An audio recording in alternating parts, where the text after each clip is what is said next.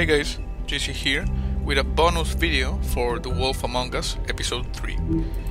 We are going to check all the new entries in the Book of Fables and, well, the achievements as well. Let's see. I got Promising Leads, Complete Chapter 1, Belly Full of Stones, Chapter 2, What Big Eyes You Have, Chapter 3, Huff and Puff, Chapter 4, Severe Case of Lycanthropy, Chapter 5, The Enchanted Land of New York City, Episode 3, A Crooked Mile completed, and Journeyman Librarian unlock all Book of Fables entries in Episode 3. So, let's look at the entries in the Book of Fables. These are the new ones, starting with this one. Troll Funeral Rites, The Long Absence. The gaze of Great Mother Death is always upon us. Beneath her affectionate eye, we fight our battles. We nurse our wounds, we shout our victories. We endure our sorrows, and when we fall, she is there. Her embrace is the silence of the mountain, the heavy peace of the stone. Approximately translated. A troll funeral, that sounds wrong, a troll funeral. Well, a troll funeral is a sacred ritual passed down by oral traditions from troll mother to son. It begins at sunset with the creation of the cairn, a small pile of stones, this one, to represent the many generations of trolls that have traveled and died before them, the foundation upon which the living stand. Weapons are divided amongst the trolls' closest comrades. The body and the rest of their possessions are burned, and though each viewer must speak to the life of the lost, the eulogy's candor would make a Monday blush. Okay. Vivian George's girl. This one, nice. Much of Vivian's past is unknown, since she prefers not to talk about her life back in the homelands.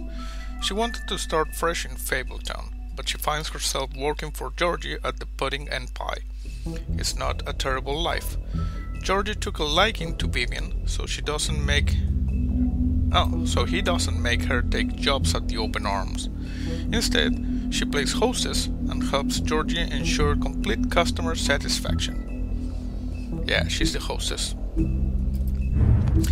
Dr. Swinehart, the army surgeon. Dr. Swinehart is the resident Fabletown physician, so skilled in the art of instrumental surgery that he can safely operate on himself. He served as an army medic for many years, sometimes using his talents to impress the locals. He currently runs the Special Research Section of the Knights of Malta Hospital, so named to discourage people for investigating what is actually a reserved, fable-focused health facility. Doctor for the Fables. Flycatcher, the Frog Prince. This is a weird head. A former prince turned to a frog by a witch. Oh, this is the one from the Kiss. The friendly, genial Flycatcher now carries the nickname as an unsubtle reference to his propensity for catching and eating flies. Well, he was a frog.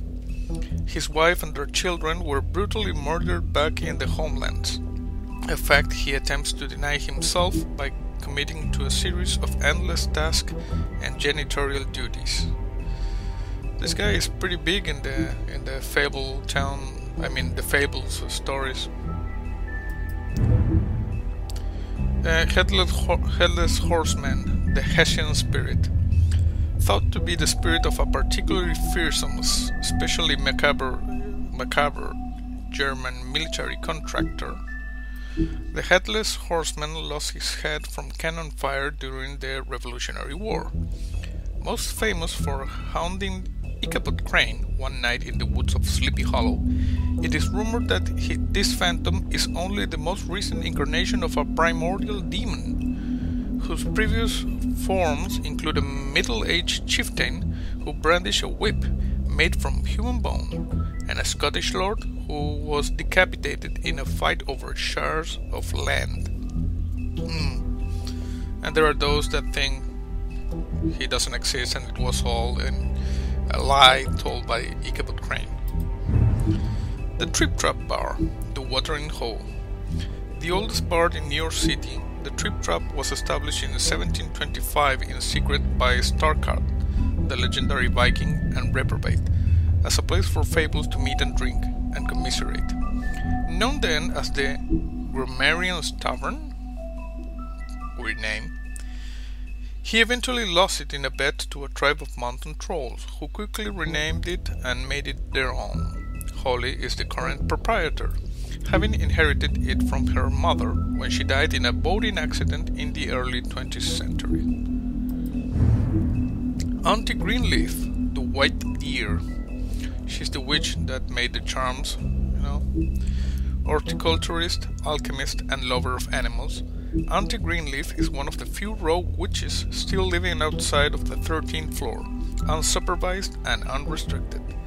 Rumored to have lost a daughter in the homelands, she suffers paranoia and depressive mood swings, and will only venture outside at irregular hours under the guise of an ethereal, white deer, and often whispered spectre of Brookhaven natives. Brookhaven natives. Glamour Tree, the last seed. Grown from a seed spirited away from her family's enchanted orchard, this tree is the sole remaining source of Aunty Greenleaf's magical enchantments. Its bark is used for glamour tubes, its leaves are crushed for ointments and spells, and its twigs and sticks can be used for rods for a variety of entrancing purposes. Okay. Glamour tube, the handy disguise. Glamours can be produced in a variety of ways, but one of the most common due to its ease of use is to take a small hollowed out tube or container, this one, and place within it several items unique to whomever the caster wants to copy, which is required for the reactionary charm. Two downsides of this type of glamour is that totally unique appearances are completely impossible, and the nature of the vessel makes it quite unstable.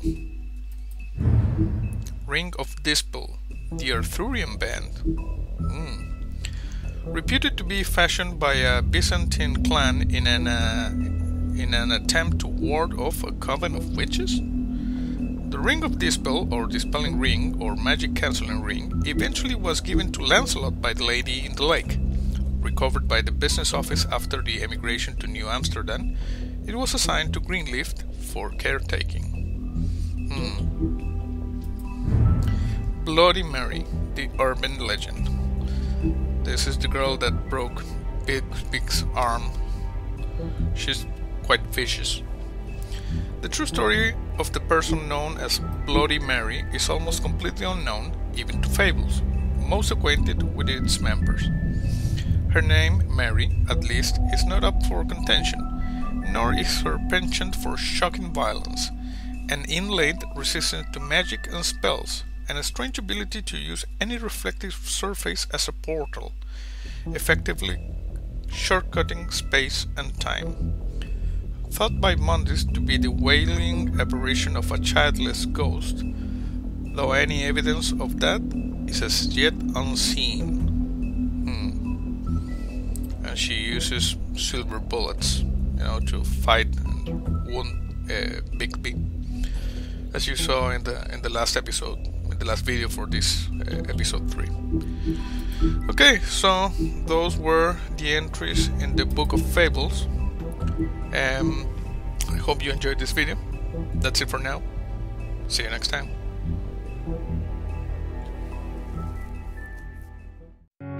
Destruction and creation are the same thing after all.